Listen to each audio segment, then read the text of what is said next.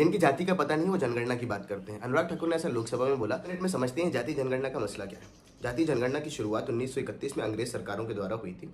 उनका मकसद ये था कि वो सोशल, इकोनॉमिक और कास्ट सेंसस कराएं, जिससे वो देश के बैकवर्ड क्लासेस को पहचान सके।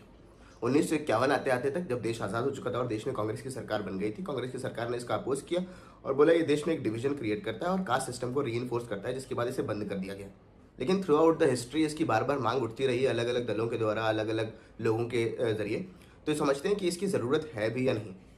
हमारे संविधान का आर्टिकल 340 ये मैंडेटरी करता है गवर्नमेंट के ऊपर कि वो ऐसे कमीशन का गठन करे जो देश के बैकवर्ड और इकोनॉमिकली वीकर सेक्शंस को पहचाने और उनके लिए पॉलिसीज बनाए।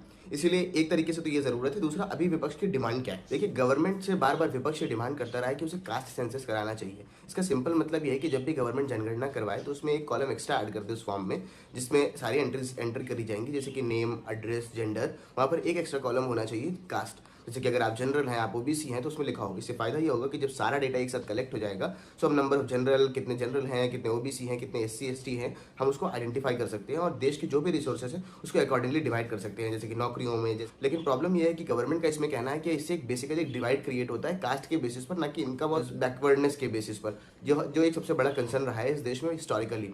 तो ये गवर्नमेंट का कंसर्न है। लेकिन अगर आपने कभी यूनिवर्सिटी और स्कूल कॉलेजेस में फॉर्म देखा होगा तो हमेशा कॉलम दिया होता है कि आपकी जाति कौन सी है। अगर आप कौन सी उसके बेसिस पर ही आपको जो भी फैसिलिटीज या एग्जाम्पशंस मिलने होते हैं वो मिलते हैं। तो ये कोई नई चीज़ नहीं है जो विपक्ष डिमांड कर रहा है। दोनों के अपने अपने पॉलिटिकल ओपिनियंस हैं और अपने अपने फायदे हैं, जिसके बेसिस पे ऐसा किया जा रहा है। क्या आप सोचते हैं इस बारे में? हमें कमेंट में जरूर बताइए। द इंडियन एनालिस्ट की वीडियो देखने के लिए धन्यवाद।